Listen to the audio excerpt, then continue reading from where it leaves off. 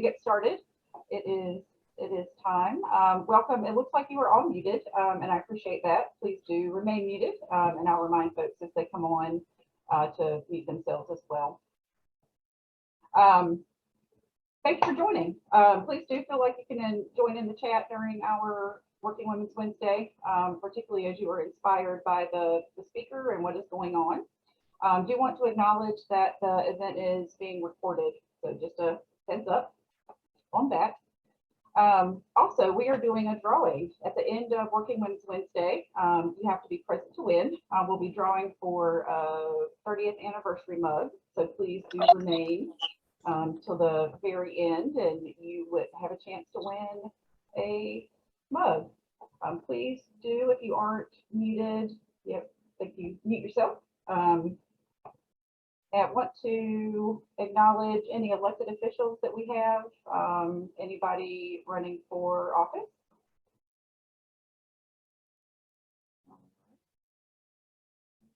I'm jumping between so many screens and things. Want to move on to recognizing our sponsors. Thank you to our visionary sponsor, LabCorp. These are the folks who help us do what we do on a daily basis. So thank you to LabCorp for your support of our organization. We've got Impact, Alamance, and Glen Raven as our sustaining sponsors. Thank you guys so much for your support of the Women's Resource Center. Our supporting sponsor is Exceed Technology, and I believe Barbara has an announcement for us. I am, and I'm weird. My camera's doing weird things. Anyway, I'm Barbara with Exceed Technology. Michael and I started Exceed to help businesses with phones and phone service. Love saving business money. So if you think you're paying too much, you need to talk to us. But we love what we do. We love the work that we help with Women's Resource Center and what you guys do. Thank you, because this is the month of thanks. Thank you so much for being in our county and doing what you do here. We appreciate you as well. Thank you, Barbara. That's a great reminder that it is a month of Thanksgiving. And how crazy is it that it is upon us next week? All right. I want to thank our major sponsors. We've got Elon University, Always Best Care Senior Services. Got Proponent Federal Credit Union, Reliant Federal Credit Union. I don't see anybody here from Reliant. Alamance Chamber, and Prime Personnel Resources. Thank you again to our major sponsors. Our corporate sponsors are Milestone Wealth Management, Twin Lakes Community, Katie Smith Photography, and Gilliam Bell Mosier. Thank you all again to all of our supporters for all of our sponsors for all that you make, all that you do to make it possible for us to do what we do. Want to give a shout out to our board members. Some of you hopped on the call as Susan was saying what a great board we have. They are a working board. We are a working board. So special shout out to the board of directors for WRC. Big thank you for our supporters, our sustainers, those of you who come to events, who donate. We really appreciate your support of our organization. Just a reminder that we will gladly, with gratitude, take donations at www.wrcac.org/donate. That is on the screen. Please do join us in January. We will not be having a Working Women's Wednesday in December, but please do join us for our January Working Women's Wednesday, when Jamie Athis will be from Cone Health, the wellness director at Cone Health, will be joining us and presenting to us at that time. So please mark your calendars for January 26th and join us.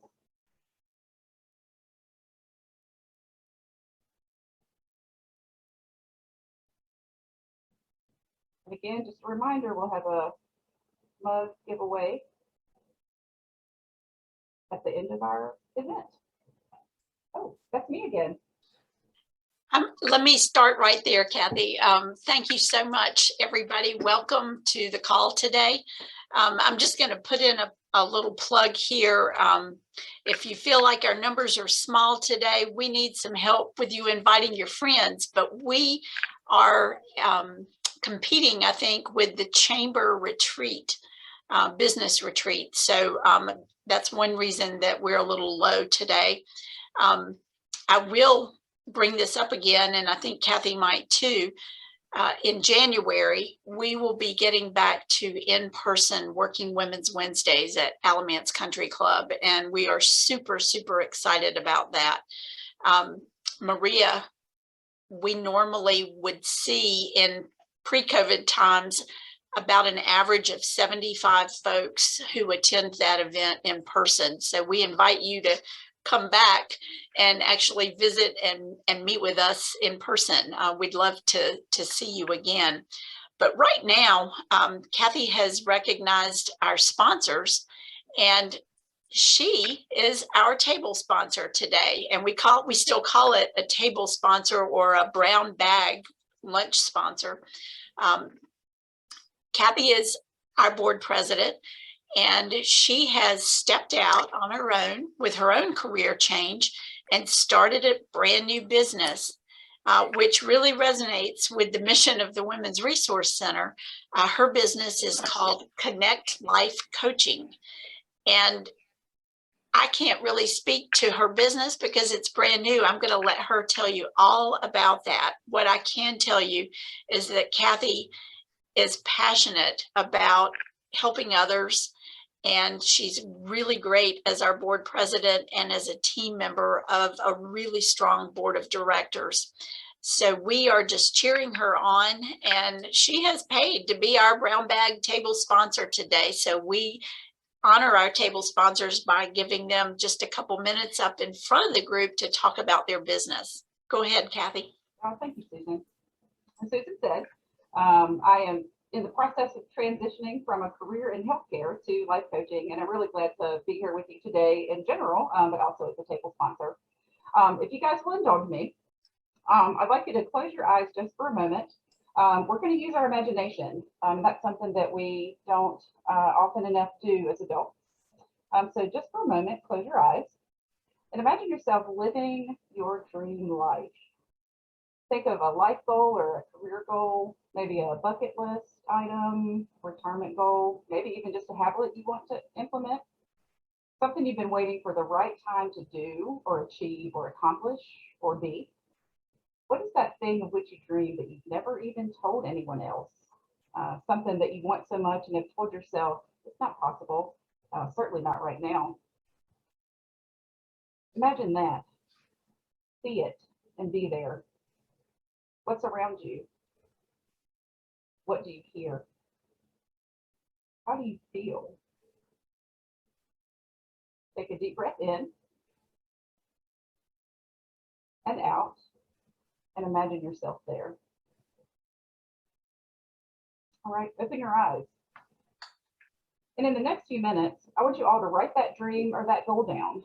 Write it on a piece of paper or Post-it note. Tape it to your computer monitor, or put it in your personal wallet or on your mirror somewhere where you'll see it every day. And I transitioned into being a life coach to help people move from their goals on paper and from the dreams in their heart to reality. I became a life coach to help people to live their best life and be their best selves. You probably have heard of life coaching. I want to tell you a little bit about what it is. It's a solution-focused, action-oriented, very client-driven process in which a coach partners with someone who has a goal that they want to accomplish, who wants to be the best version of themselves, who maybe feels stuck, who needs for someone to believe in them and believe that their dream can come true and that their goals can be achieved. We hold space for clients to see that and believe it for themselves. That scenario that you just imagined, I'd love to help you get there. If you want it and feel like you're not destined to have it or that it's impossible, or if you know someone who you think would be a great candidate for life coaching, who you know has a dream and has potential that they're not even beginning to tap, pass along my information. Schedule with me, schedule an initial call. There's no cost for the first call, and there's absolutely no strings attached. My info is on the screen, and I'll enter it into the chat. And thank you for indulging me and playing along with my little imagining game today. The more you do that, the more likely you are to hit your dream state and to hit your goal. So thank you again for indulging me, and may all your dreams come true.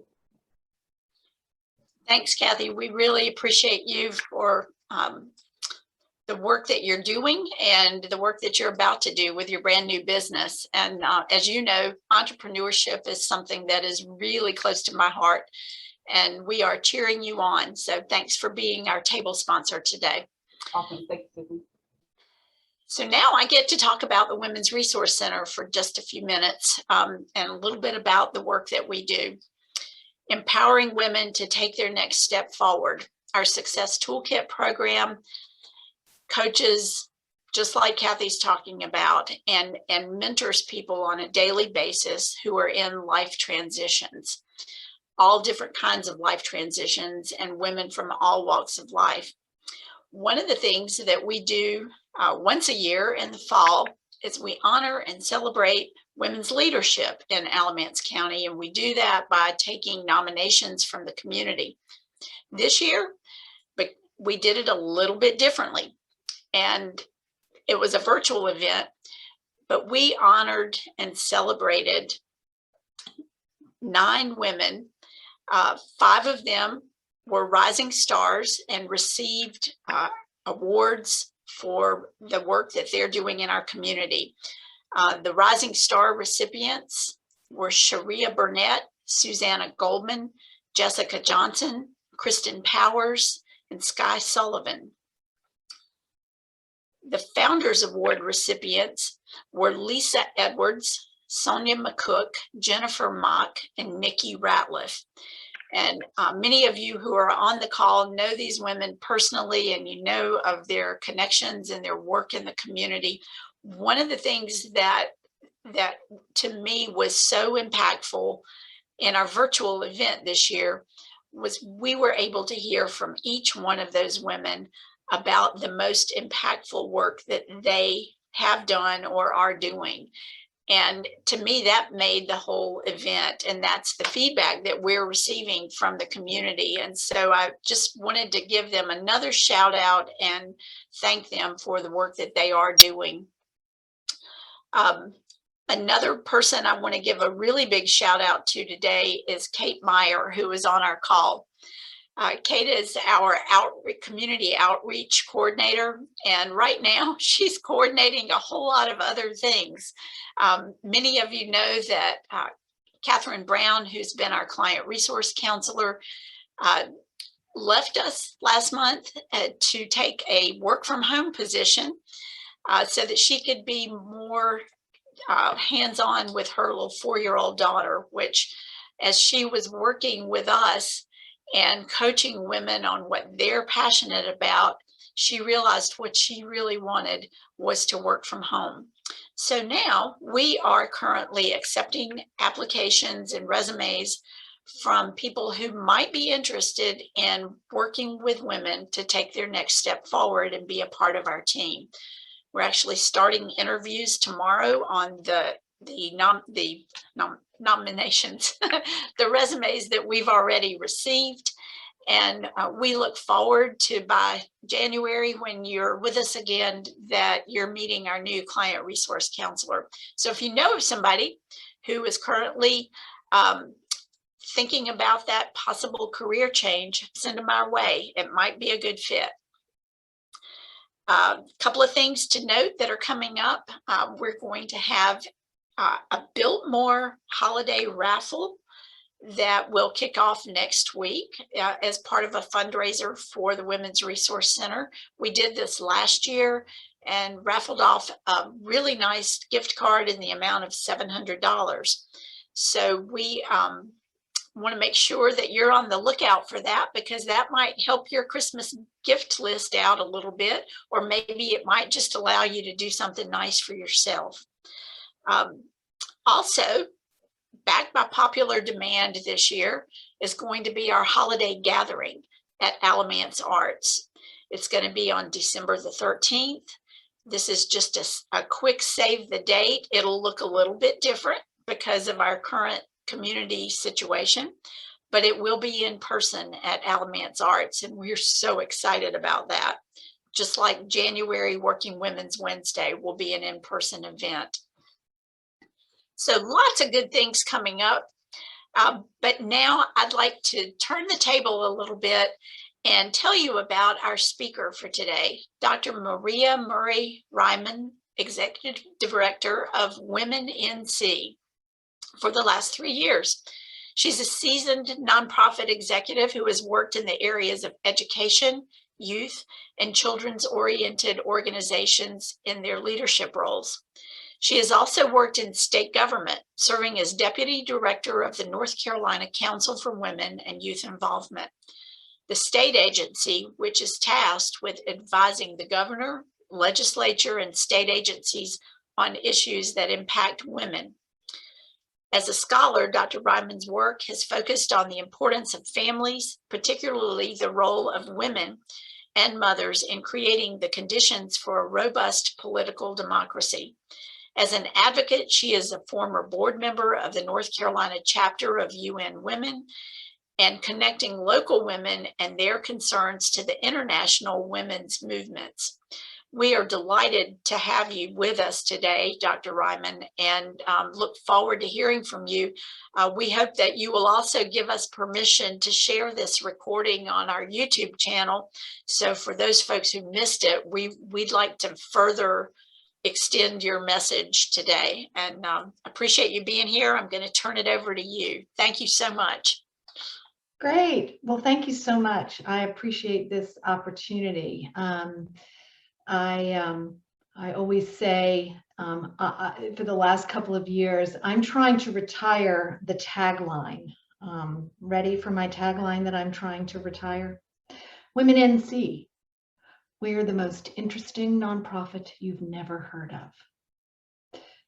And I say that with a smile on my face, but the ability and the invitation that you all provided to me is in service to my retiring that tagline.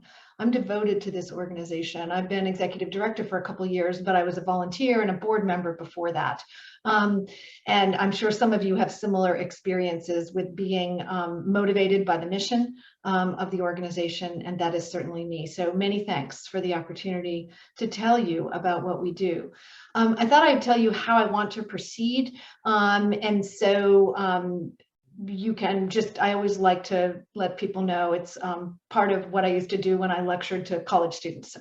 So I want to tell you first about what we do. Then I want to tell you about where we are geographically and where we want to go.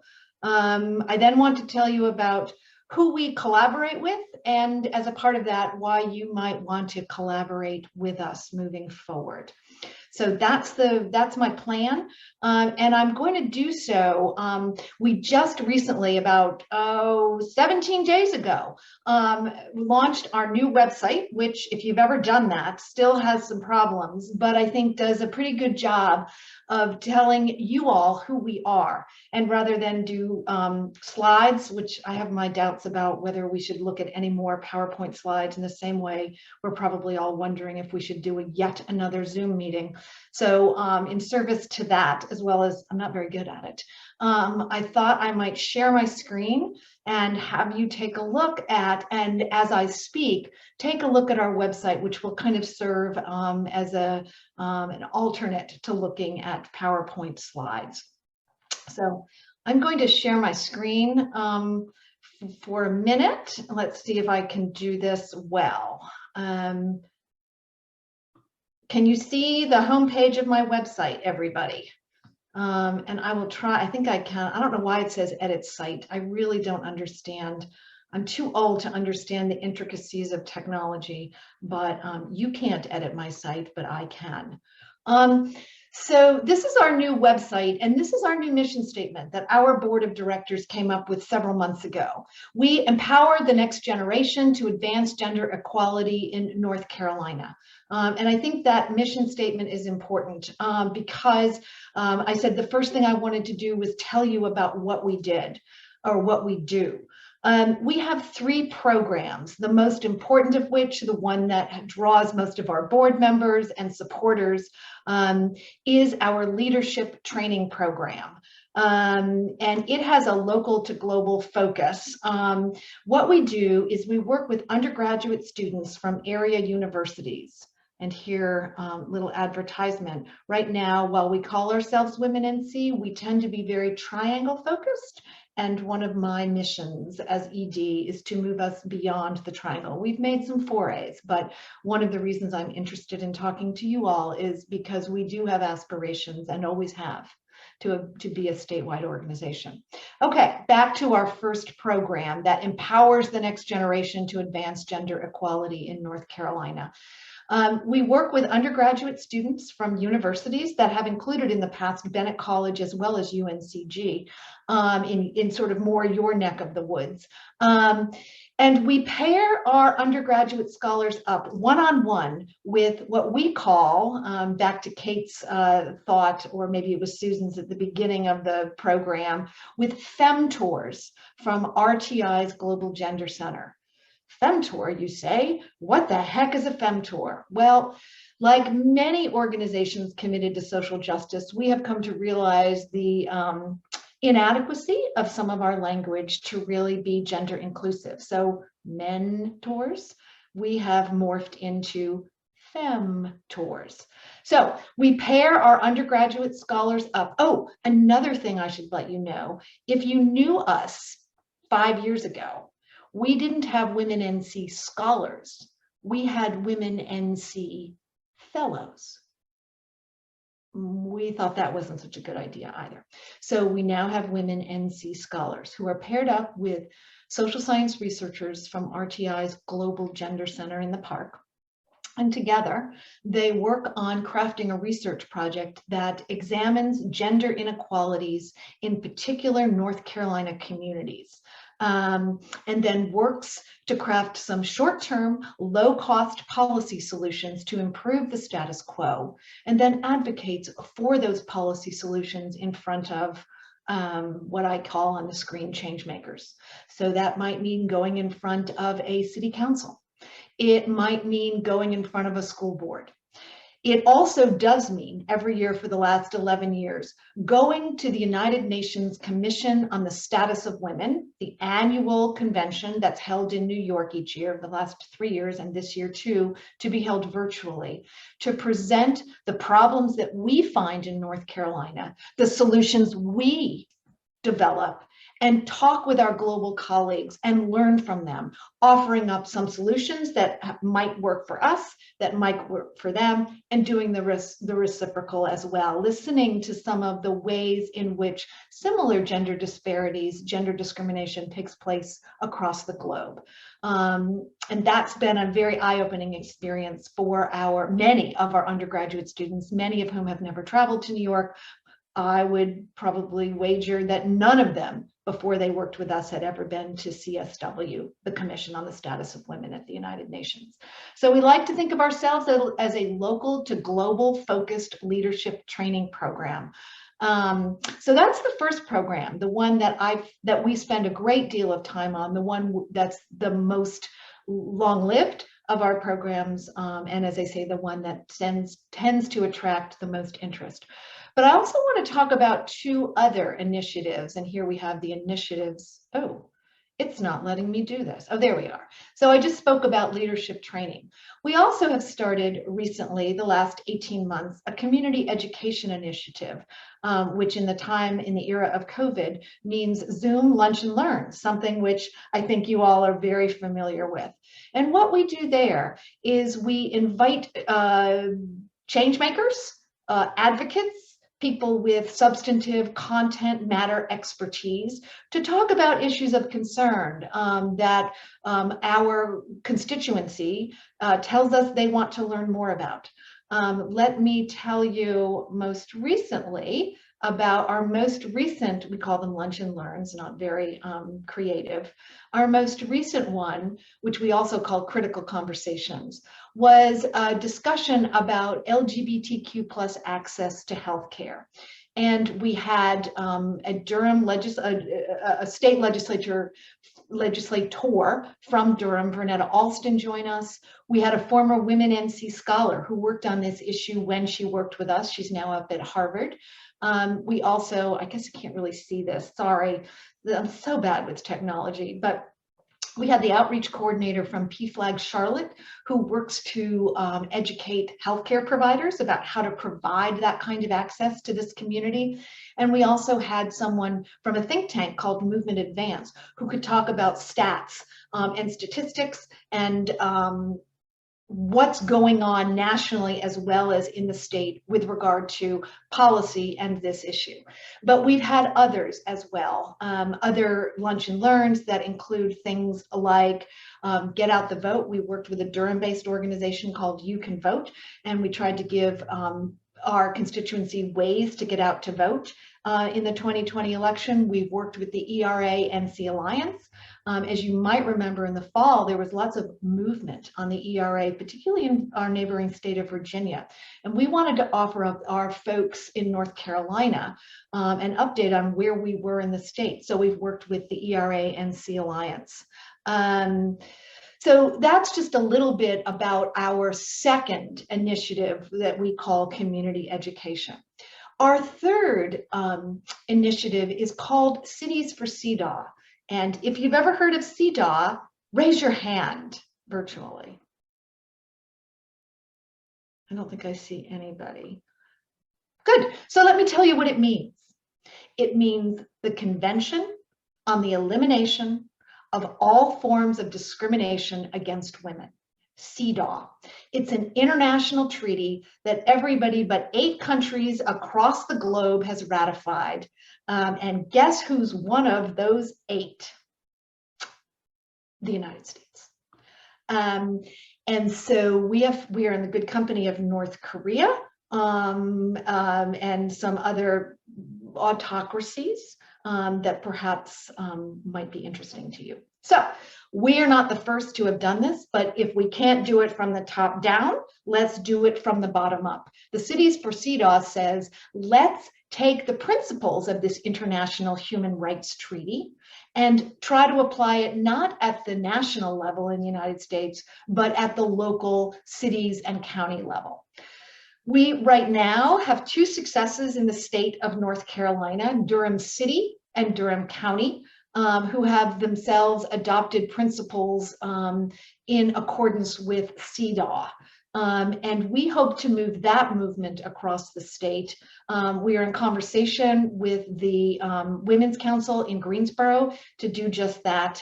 But that's another way that we are advancing gender equality across the state. So those are our 3 programs. And that's really the first part of what I want to say. Now, I can do a couple of things. I usually like to stop so that I'm not just a talking head, and ask if there are any questions or comments thus far on what I have said from the audience.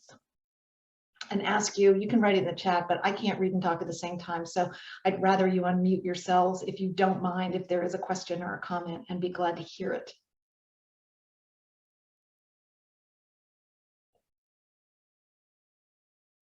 Okay, well, I will move on. And if there are questions, I should have said that at the beginning of my remarks, but I would love for you to let me know what they are and happy to expand.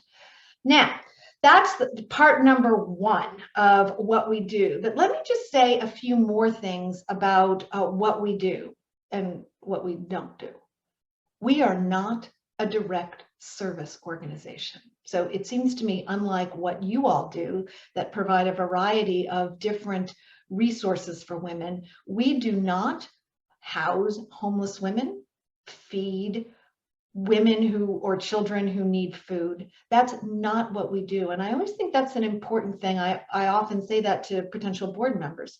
We are not the local sexual violence prevention agency, and we're not the women's shelter. What we do the philosophy that undergirds what we do is that we need to have policy-oriented, long-term thinking, locally focused solutions to the particular problems that women see where they live. And so we can't say things like, yesterday we fed 100 hungry people.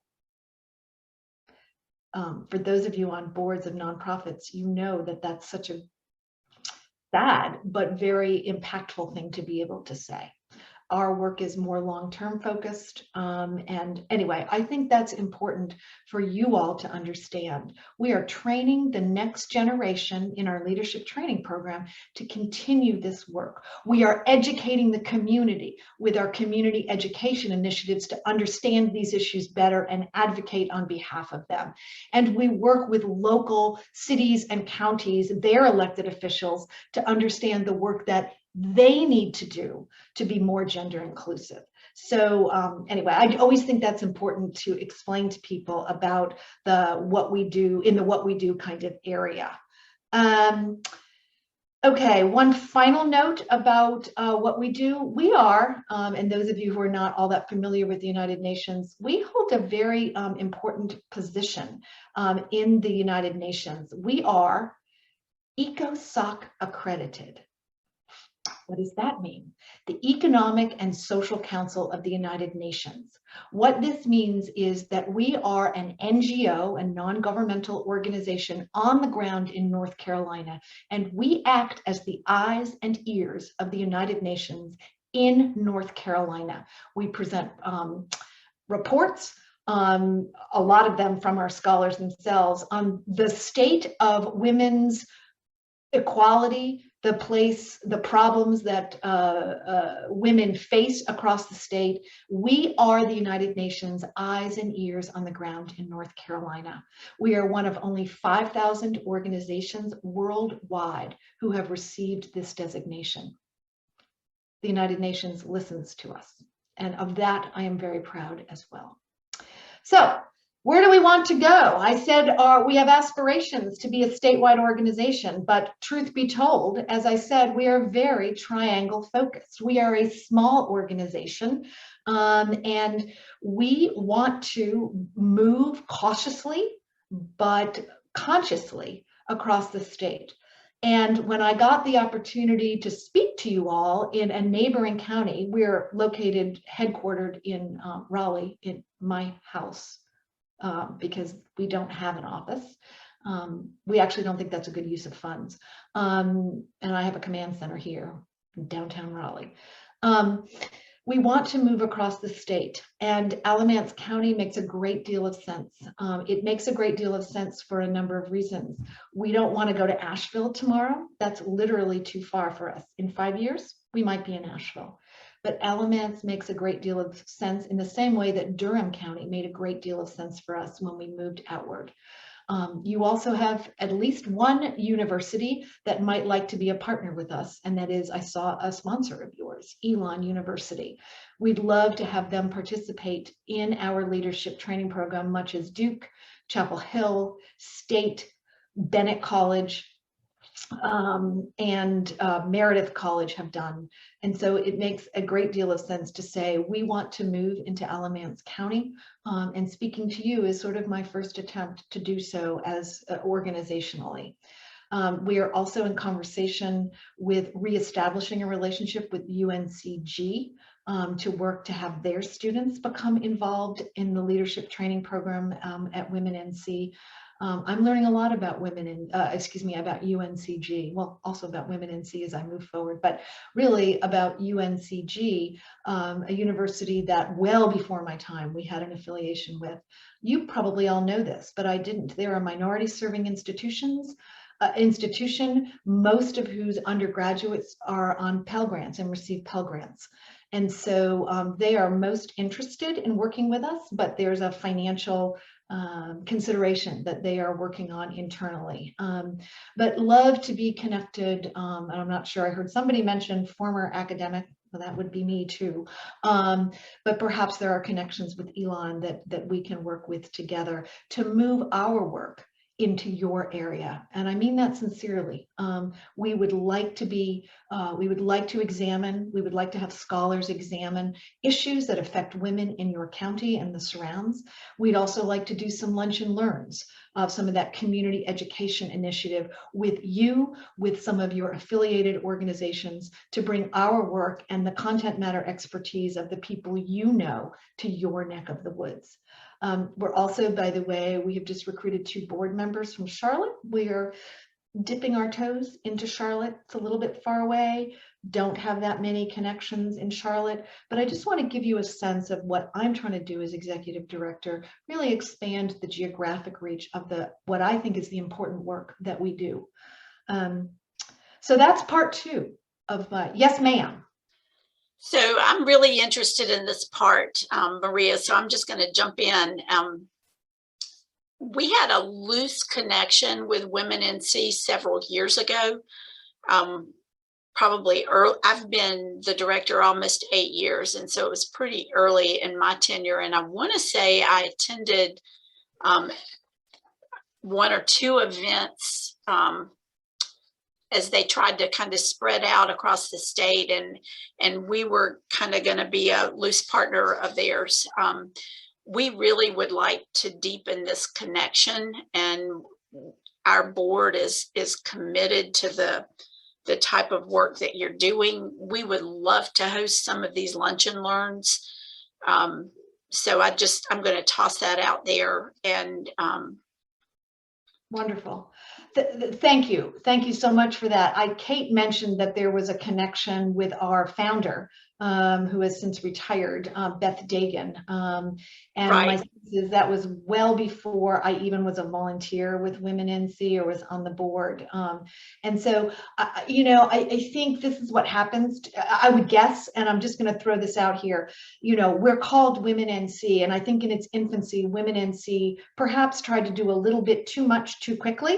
And tried to expand the geographic footprint in a way that didn't actually make sense without significant funding. And by the way, let me congratulate you on, seriously, on the sponsors that you have, that you talked about at the beginning of this presentation. I am in awe of what you all have done on that front. And really the board, and I'm sure the executive director and Kate as the outreach director have much to do with that. And let me just tell you, I really think that's fabulous. The reach that you have, the corporate and other sponsors that you have who understand the value of your work. And I always like to be honest, we're not there yet. We are not as far along in the fundraising, what's the word everybody likes to use, journey, as you are, and kudos to you for that. Yeah, and we all know how hard that is. I'm following a path that was very generously laid before I got here. And there are really great deep ties in the community to the work that we do. And we're really very proud of that. And you should be. I mean, to have the depth and variety from financial institutions to universities to healthcare to, it's really, as I looked at those slides, I was like, wow. So really kudos to all of you, and kudos to the community for understanding the importance of the work you do from no matter what vantage point they come from, including the technology person. Is it Barbara who's on the phone call to understand, from just such a variety of different organizations that this is important work. I think that as we all look at this, and our board, it's really doing some deep work around diversity, equity, and inclusion, and how we deepen the work that we're doing into the marginalized communities.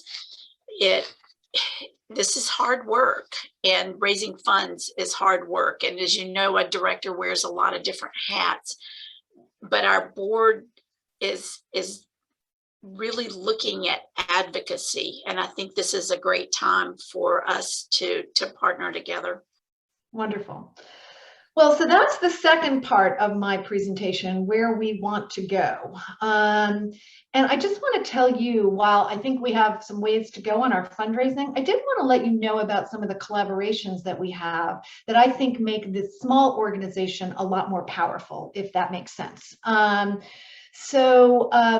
The first and foremost are our university partners.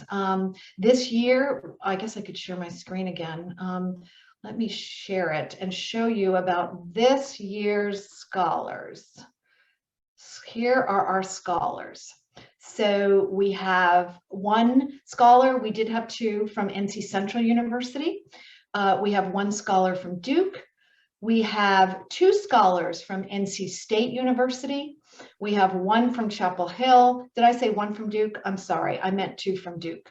And those are our scholars this year. But as I scroll through, you can see the faces of the diverse group of young women who have been a part of our leadership training program. We're going in reverse chronological order here.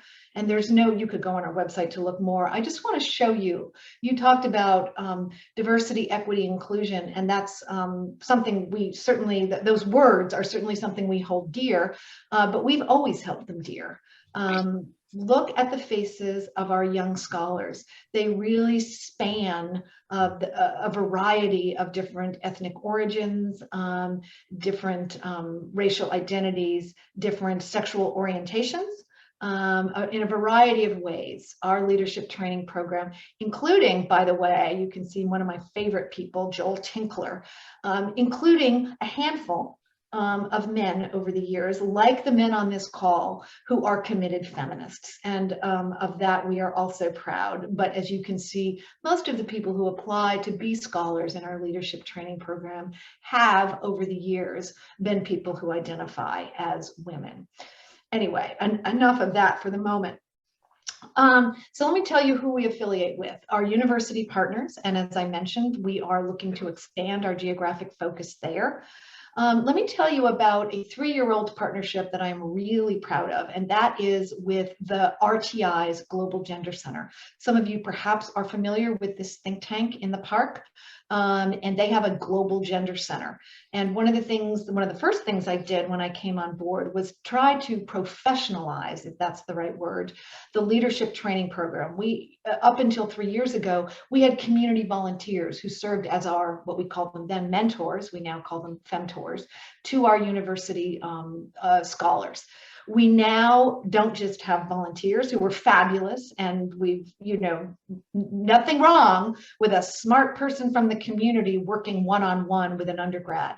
But these are social science researchers whose focus is on women's issues, partnering with our undergraduate students to produce serious, in-depth research, actionable research that will move the needle forward. So with that affiliation, that collaboration, we're very proud of. We also, as I said earlier, work with a variety of other community-based and statewide organizations. I mentioned ERA-NC, I mentioned the Council for Women and Youth Involvement that I used to that I was involved with, that I've maintained a relationship with. The Human Trafficking Commission, we did a whole lunch and learn on human trafficking in North Carolina and worked with the Human Trafficking Commission on that initiative. We've also worked with, although as I mentioned, we are not a women's shelter. We worked on our sexual assault lunch and learns with some local sexual assault and domestic violence agencies.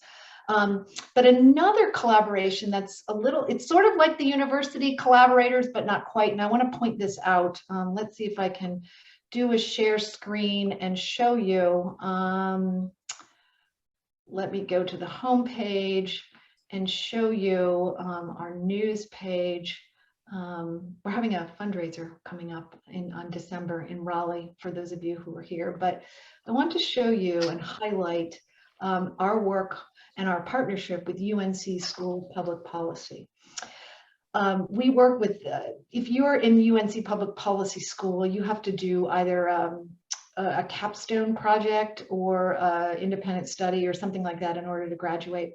Under the direction of public policy professors, we have a group of students at least once a year, sometimes twice, who take on WomenNC and do a project, not under my direction, not under the direction of the Global Gender Center, but under the direction of UNC Public Policy. We've done such work as a more macro look at the status of women in Greensboro, the status of women in Pittsburgh. We've taken a more macro view, but that's a collaboration that we're really impressed with, because they bring to the fore a group-oriented project. Ours are individually focused, as I mentioned, a one-on-one collaboration between UNC scholars and RTI's femtors. But we're very proud of UNC's, our partnership with UNC Public Policy, and wonder if there aren't some other kinds of affiliations we could make along that, whether it's Elon or NC State or Bennett College, to work on that level, if not with the Scholars Program. So that's what I think I'll stop there and say I'm really proud, not only proud, but as I said earlier, I think our collaborations make us a stronger organization than we otherwise might be. Our board too, as you all know all too well, is also a big contributor to our success, whether it's getting silent auction items for a fundraiser, whether it's recruiting additional board members, making those connections with our collaborators. We have a strong and diverse, I could show you that, but I'm not going to bother. You can go on our website. Our board doesn't look like me. We don't want it to, because most of the work that we are involved with does not involve women who look like me. Our scholars don't look like me. The objects of our research don't look like me. The objects of, or oftentimes the topics we address in our lunch and learns, are not directed at privileged women like me. And so our board should not look like me. And in fact, they don't. And again, of that, I think it makes us a stronger organization. We hear different voices. We hear a variety of voices to help inform the work that we do. As a part of this last thing, I want to say, why would you want to collaborate with us? Susan's already said she wants to, but let me give you a few more reasons in case you're wondering whether it would be a good idea to sort of deepen and develop a partnership with us. We want to be in Alamance. That's real, and you are a great way to do that. So we want to be in Alamance. Secondly, we want more students involved in Alamance. To be in Alamance doesn't mean a darn thing if we're not looking into the issues and concerns that your community has. Sure, we can get students from Chapel Hill to do that. Sure, NC State scholars could do a project that focused on what's going on in Alamance County and surrounds. Better to have students, say, from Elon University, who are resident, whose faculty advisors are resident in the surrounding communities, do that work. So we would like to get more students from your community involved in the work that we do. And another reason that you might want to collaborate with us involves spreading the work, the good work that you are already doing. You mentioned you're going to put this up on your website or your YouTube channel. I can't remember. We have the same thing. We would like to spread the word of your organization to our constituency. We're another outlet, another venue to get the word out. We can offer that to you as we do with our other collaborators. So those are 3 reasons that I think you might want to continue to think about collaborating with us. And anyway, I think I will end by just saying that a lot of the work that we do, and I said this before, but I do think it's important. We're not a direct service organization. We need more of them probably. That is important work. We like to think of ourselves as thinking more long-term and more strategically about what women need, what we can do as an organization to advance gender equality across the state. And we think we do that with our 3 integrated programs that I mentioned earlier: the leadership training, the community education, and the sort of, I hate CEDA, I wish it had a better name. I've just decided in the last 48 hours to call it the Equal Cities Initiative or something like that. Because CEDA, you can't even say it. but everybody understands the idea of making city and county governments more representative and more accountable to women. That's an idea that doesn't need an acronym. And anyway, those are the 3 programs we use to further the mission. And so I think that's all I have right now. So I would love questions, comments, or violent objections. Awesome presentation, Maria. Thank you so very much. So we would love questions from the folks that are on the call. Hey, Susan, I've got a question for Maria. I was looking at your website, and I'm always fascinated with young people and just how much energy that they have to just tackle the world.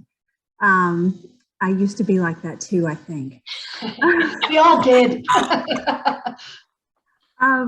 Some of their projects are just fascinating. Do you have a favorite project, that one that sticks out, or 1 or 2 that sticks out that just you think really have made a difference? Yeah, I would. Thanks for that. And I should have mentioned that. So this is good. Questions are always good for helping people who didn't say everything they should have said, and bringing that to the fore. So I'll tell you about one that I am particularly proud of, because, and let me tell you, I'm not going to give you 6, but not only because of time, but because let me tell you, one of the difficulties, not only do we not feed the hungry and house the homeless, but as many of you know, the work of advocacy, changing the world, inspiring action, doesn't happen in 1 cohort year. And that's how long we have our students, for 1 school year. And policy change doesn't usually happen in that kind of a time frame. And so to be able to say, because a WomenNC scholar did that, North Carolina changed its law regarding this. Because a WomenNC scholar examined that issue, this happened, right? The connection, the causal connection is weak. But let me point you to one that I am proud of, that really my focus taking over was to work on, I said this, but let me highlight it, short-term, low-cost policy solutions to the problems they identified. Here's an example of a scholar who took that message to heart. A couple of years ago, a young woman from Duke, Amy Jang, you can look her up, but I found out right before we got on that the links aren't working, so you can't see her project, but let me tell you about it. Amy Jang from Duke. Amy worked with middle school students in Durham, where Duke is located, to help mentor them and work on getting their computer science and STEM credentials up to par in middle school. And she read a couple of articles that suggested that there was a dearth of women involved in the high prestige, high paying technology sectors that was literally in her backyard in RTP and surrounds. And she kind of shook her, what's that word? Scratched. I'm having a senior moment. Scratched her head and said, I wonder why that's the case. She worked with one of our femtors from RTI and said, well, why isn't it that there are more women in these fields? Well, one reason, not the only reason, but one reason is that many of these people are drawn from computer science majors, people who major in computer science, which she was at Duke. And she realized in her own career that there were very few women who were computer science majors at Duke. So she started to think, well, why are there so few women in computer science at Duke? And is that the same across, several universities that had data on that? Easy to find, actually. And in fact, it's true. Very few women computer science majors. Well, why is that the case? She went to Durham Public Schools and started talking to computer science teachers across that district. And what she came to find out was the following. While there are equal distribution in Durham Public Schools between women and men, young women and men who at the high school level take the inter-level computer science class. It's offered to freshmen, first years. I've learned that from my daughter. They're not freshmen, they're first years, freshmen. They're called first years and sophomores. The AP computer science classes were almost exclusively composed of men. And who were more likely than not to become computer science majors in college? People who had taken AP computer science in high school. Well, then she scratched her head again and said, well, why is it that women drop out after completing that first class in computer science and don't go on to the next level? And let me tell you the brilliant solution, or the brilliant conclusion she came up with. She's an undergraduate now. She's a senior at Duke a couple of years ago. She had absolutely no idea. She wasn't a subject matter expert. What she thought, or who she thought might have a solution, were the computer science teachers in Durham Public Schools themselves. What she found out was that, unlike, and those of you who have children probably know about these things called oh my God, I'm having a senior moment. Community learning. Oh my God, I'm just forgetting the name of it. In elementary school, all the fourth grade teachers get together to figure out how best to teach social studies to fourth graders. At the high school level, English teachers across the district, or at least across the building, get together to think about how best to teach Macbeth, let's say. Professional learning communities, sorry, had a senior moment there. PLCs, professional learning communities. Durham County Public Schools had them in math, it had them in PE, it had them in English, it had them in social studies. Guess what? There were no professional learning communities for teachers of computer science across the district. Amy's policy solution was to give computer science teachers release time in their teaching duties to talk with one another about how to recruit more students, women, other minorities, to advanced computer science classes across the district. She said, this is why it's brilliant. I don't know the problem, but I do know who might. And my policy solution is to empower them. So she literally, this is before the time of COVID, marched into the superintendent's office of Durham Public Schools and said, I have an idea. And without much convincing, the superintendent, who was actually the assistant superintendent, said, yeah, that's a great idea. I've got a little bit of money. We can give teachers a once a month release time for them to meet as a group together to talk about, I'm sure this wasn't the only thing they talk about, how to recruit and retain more women and minorities in computer science and elevate them to advanced computer science classes. That's a long-winded way of saying that's one of the projects that I am most proud of. Low cost, effective, and not a hard sell. Like, this makes sense and we can do it. It's not going to cost that much. So anyway, that's my answer to your question. Thank you so much for asking it.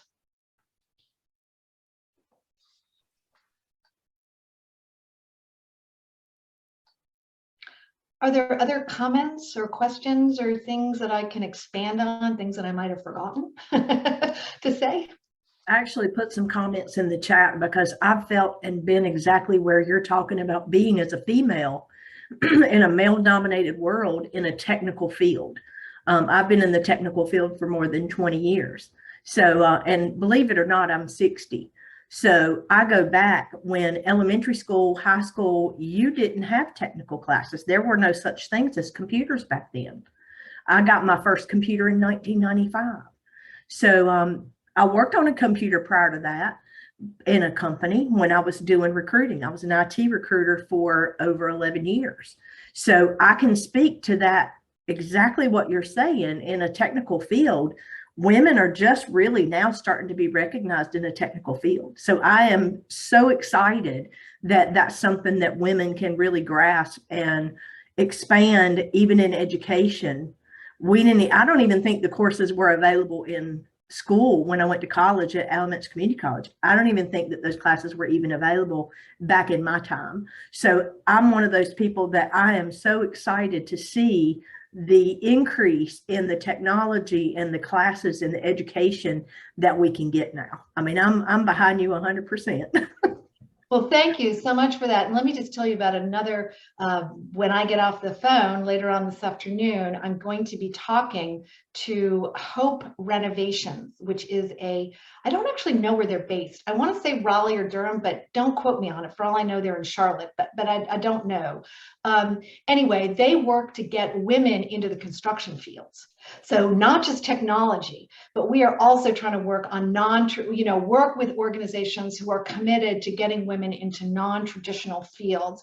And we're going to see if it makes sense, offer that as potential opportunity for exploration for another group of the next cohort of WomenNC scholars, maybe do a lunch and learn with them, with other folks, maybe in technology, to have a kind of our lunch and learns are always roundtables, a kind of roundtable discussion about people across various different fields who don't see enough women represented and don't know how to recruit and retain. We're going to explore that. So I'm with you. And we really are committed to that. And hopefully this new collaboration will result in something that moves the needle forward.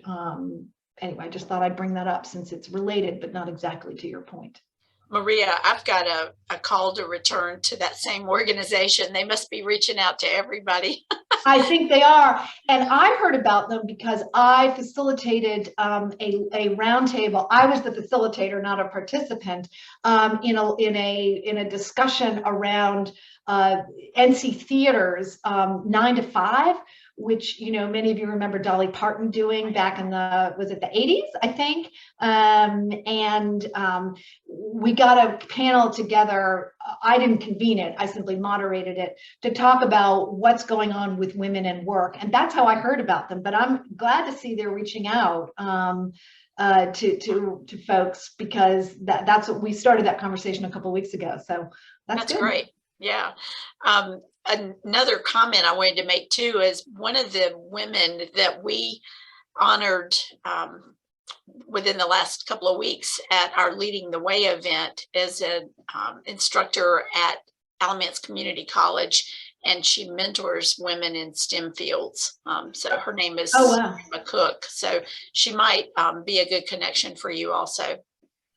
Yeah, and let me mention something, and we can talk about this more offline, but I just want to throw this out to the group as you are constituted now. I mean, one of the things that we have thought about is working with community college students on the scholars program, on the leadership training program. And we've thought about it. We have definitely not dropped the idea, but once we started affiliating with the Global Gender Center, our scholars do kind of serious social science research.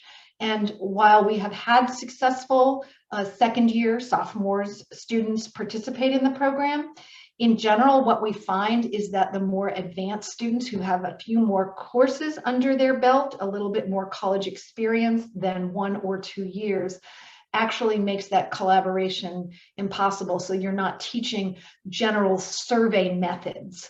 Right. They would have already had a survey methods class and maybe done some classwork in social science research.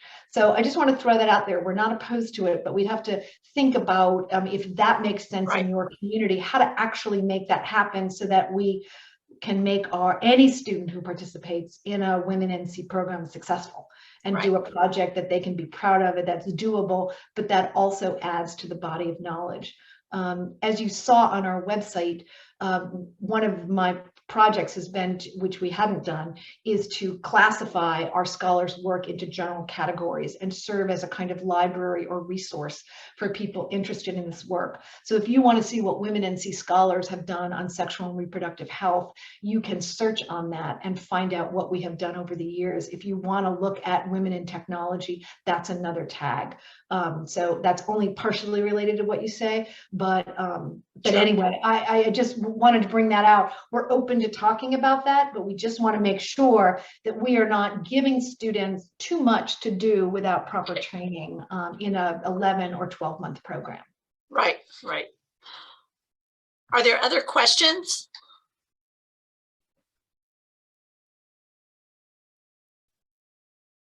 This might be a loaded question, but then there it goes, is how can I help? because I know how hard it is being a woman coming up through companies that might challenge you to be able to thrive and be who you are.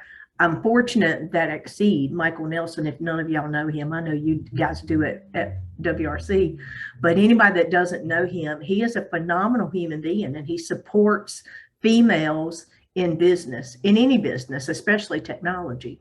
So that's something that I think is that we need more of, is to show businesses what we women can do. And I'm not knocking you guys at all. So I know Bob, and so I know how y'all are, but that's the thing. I think that there needs to be more awareness out there, because I don't think that businesses sometimes even know how we feel as females when we're talked down to and things like that in business. You don't understand what that does to females. So I want to help empower women to go out there and be entrepreneurs if that's what they need to do, and be able to thrive in business, no matter what it is that they choose to do, whether it's technology, doesn't matter.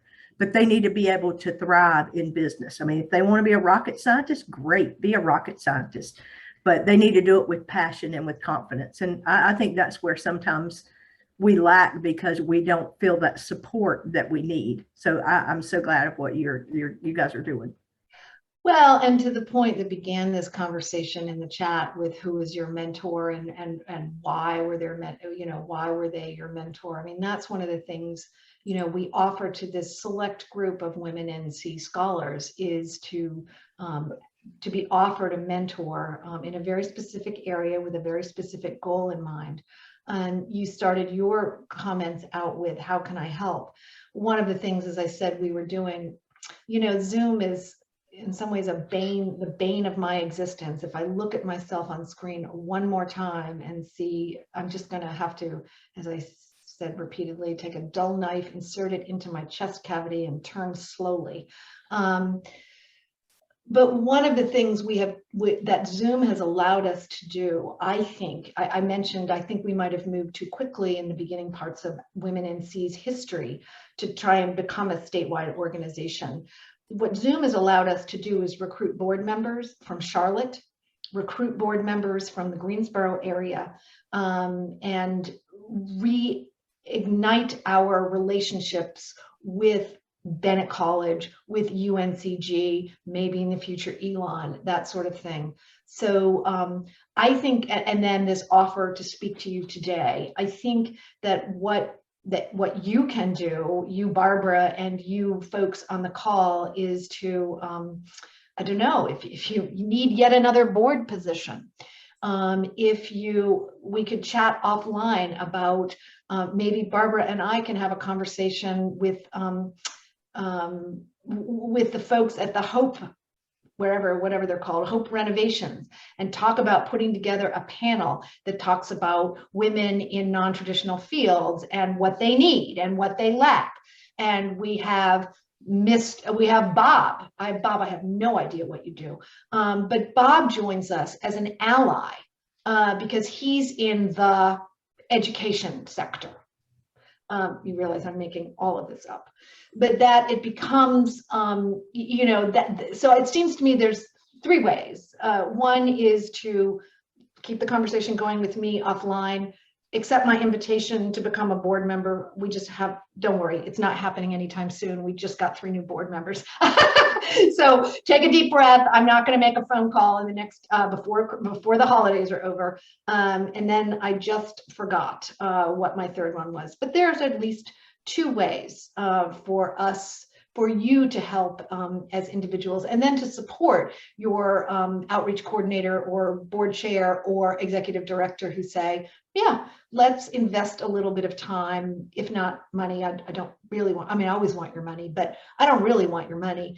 I really want your connections to your community and your understanding about the importance of this. So. Maria, I'm going to give one more shout out. Sheila Washington, that's on our call today, is a grad student from the Joint Social Work School, UNCG A&T.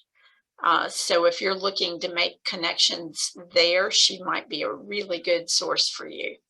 Oh, thank you. She is finishing up her first semester with us this fall as a first-year grad student.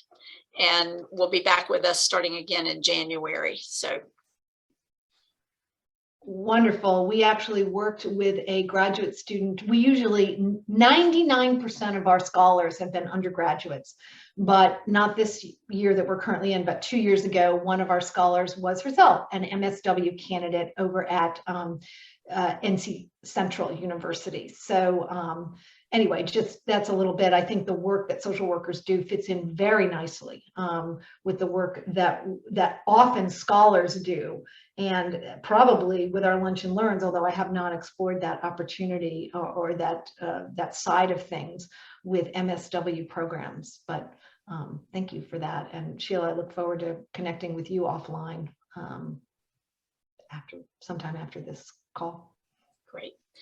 Does anybody have any other questions? All right, well, we will wrap it up. We really appreciate your time today, and thank you so much for being a wonderful speaker and sharing all that's going on with WomenNC. Kate, I'm going to turn it over to you because I think you and Sheila have a drawing for somebody. We do. I believe Sheila was pulling a name to see who our winner of our beautiful 30th anniversary mug is. It's so fabulous. Okay. And the winner of our mug today goes to, can I have a drum roll? Give me.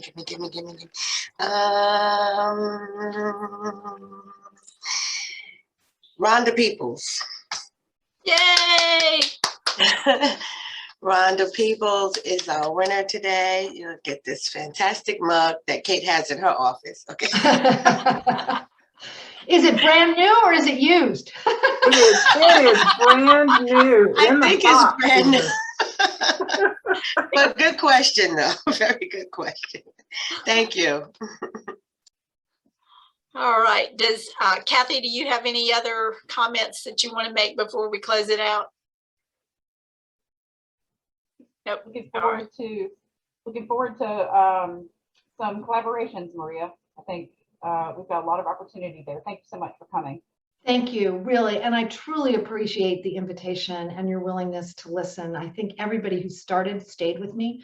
And I know you feel the same way about Zoom that I do. So thank you for the invitation, but thank you for staying and listening as well. I truly appreciate the opportunity. All right.